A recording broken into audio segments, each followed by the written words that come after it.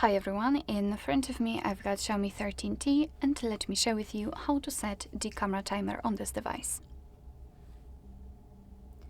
So let's start with opening the camera app, and as you can see right now we are in the standard photo mode. So first of all we have to unroll the top bar to open the options. So let's simply swipe your finger down and here we've got the timer. Let's tap on it.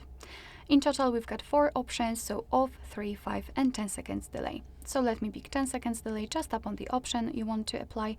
As you can see it will be notified right here. What is more, in the camera we've got also this icon which will show us that we've got the timer applied. So what we have to do right now is to tap on the shutter button, and from now on your device will count down from 10, 3 or 5 depending on which option you've chosen, and after that time it will simply take a photo.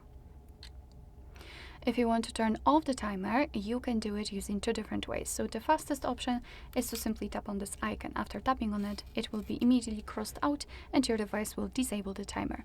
If you will forget for some reason about this icon, you can of course unroll the top bar, and whenever it will be set for the 10 seconds, you have to tap on this crossed out icon and the timer will be off, and from now on the device will take photos right after touching the shutter button.